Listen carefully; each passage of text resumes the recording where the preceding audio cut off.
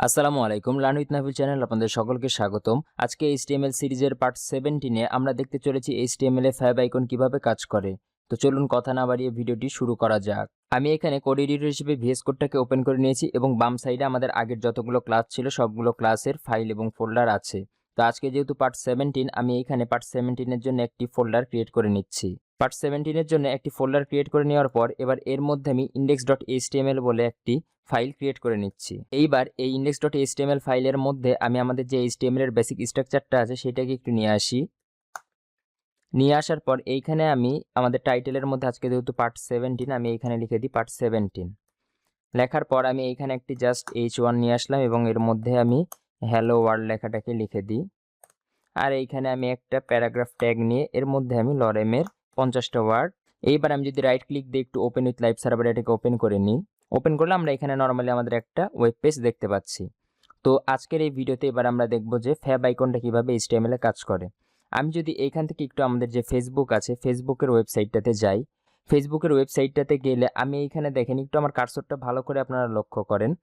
এইখানে দেখেন এই যে এইটা একটু রিলোড হোক, এখনো পুরোপুরি লোড হয় নাই, লোড হলে আমি একটু দেখাই। আমার কার্সরটা একটু ভালোভাবে আপনারা ফলো করেন। এটা হচ্ছে facebook.com, মানে এটা ফেসবুক। তো ফেসবুকের এইখানে এই যে আমাদের যে টাইটেলটা আছে এখানে লেখা আছে কি ফেসবুক, ঠিক আছে। এই যে ফেসবুকটা আছে আর এইখানে যেহেতু দুইটা নোটিফিকেশন আছে এর জন্য 2 দেখাচ্ছিল। তো এই যে ফেসবুক লেখা আছে টাইটেলের মধ্যে এবং বাম সাইডে দেখেন ফেসবুকের একটা গোল করে কিন্তু লোগো দেওয়া আছে। তো এই যে এই লোগো যেই দেওয়া আছে এইখানে ট্যাবের উপরে, এইটাকে হচ্ছে মূলত আপনার বলা হয় ফ্যাব আইকন। তো এই লোগোটা আমরা কিভাবে এখানে বসাতে পারি বা এই ইমেজটা এখানে কিভাবে বসাইতে পারি, এইটাই হচ্ছে আজকের এই ভিডিওতে আমরা দেখব। আমাদের এইখানে দেখেন আপনারা, এটা পার্ট 17। আমাদের এখানে নরমালি একটা কি গ্লোব আছে, হ্যাঁ, ওয়ার্ল্ডের একটা হচ্ছে আইকন আছে নরমালি, বাট আমরা যাচ্ছি এখানে ফেসবুকের মতো একটা আইকন বসাইতে। তো এইটা করার জন্য জাস্ট আপনারা এইখানে আসবেন, এটাকে ফ্যাব আইকন বলা হয়। এটা করার জন্য আপনারা এই যে আমাদের যে হেড ট্যাগটা শুরু হয়েছে এবং শেষ হয়েছে এর মধ্যে আপনারা যে কোনো জায়গাতেই দিতে পারেন।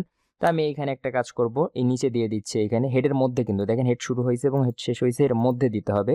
এর মধ্যে আমরা নর্মালি এখানে লিখব হচ্ছে LINK, লিঙ্ক দিয়ে এন্টার দিব। দেওয়ার পর এইখানে দেখেন অটোমেটিক কিন্তু VS কোড থেকে কিছু জিনিস সাজেস্ট করে ফেলে।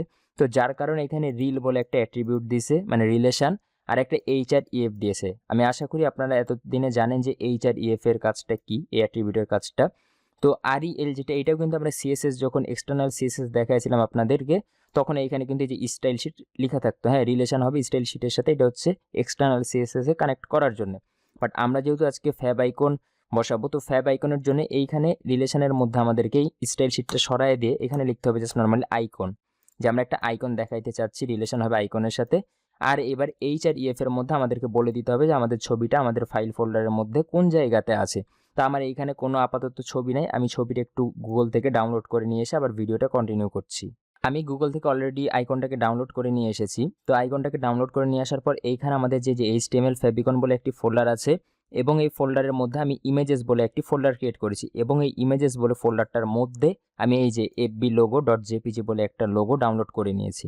তো এইখানে আপনারা জেপিজিও ইউজ করতে পারেন, .png ইউজ করতে পারেন, আপনাদের যেটা ইচ্ছা হয়। আর এটা সাইজটা আপনার 64x64 আপনারা ইউজ করাটা সবচেয়ে বেটার ফ্যাব আইকনের জন্য, মানে স্কোয়ার সাইজের ইমেজগুলো ইউজ করা সবচেয়ে বেটার এইখানে।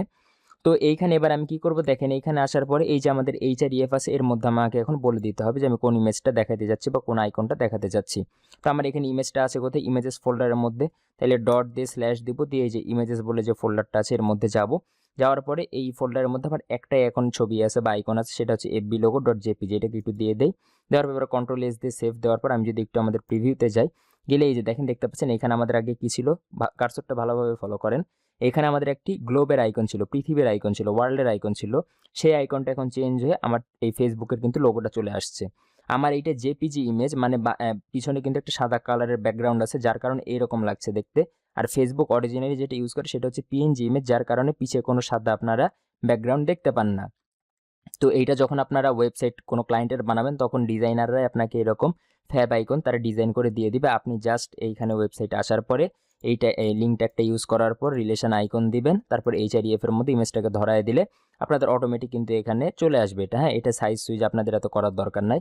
আর যদি কোনো সময় সাইজ মন মতো না থাকে তাইলে আপনারা ফটোশপ, অনলাইনে এখন বিভিন্ন রকমের ফটোপিয়া নামে বিভিন্ন সফটওয়্যার আছে, সেগুলো ইউজ করার ফলে আপনারা হচ্ছে সাইজটাকে 64x64 আপনারা করে নিতে পারেন, মানে স্কোয়ার সাইজে নিজেদের মন মতো করে নিতে পারেন। তো ফ্যাব আইকনের কাজ এই এতটুকুই যে লিঙ্কটাকে ইউজ করে রিলেশন href দিয়ে আপনাদেরকে ইউজ করতে হবে। তো আজকের এই ভিডিওটা এই পর্যন্তই ছিল। পরবর্তী ভিডিওতে আপনাদের সাথে অন্য একটা টপিক নিয়ে কথা হবে। সেই পর্যন্ত সকলে ভালো থাকবেন। আর আমাদের ক্লাসগুলো কেমন লাগছে অবশ্যই কমেন্টে জানাবেন। আমাদের এই কোর্সের প্রত্যেকটা কোড কিন্তু গিটহাবে রিপোজিটরি আকারে আপলোড করা হয়। সেগুলো থেকে আপনারা চাইলে এগুলো ডাউনলোড করে কোডগুলো নিজেরা প্র্যাকটিস করতে পারেন। তো পরবর্তী ভিডিওতে নতুন একটা টপিক নিয়ে কথা হবে। সেই পর্যন্ত সকলে ভালো থাকবেন। আসসালামু আলাইকুম।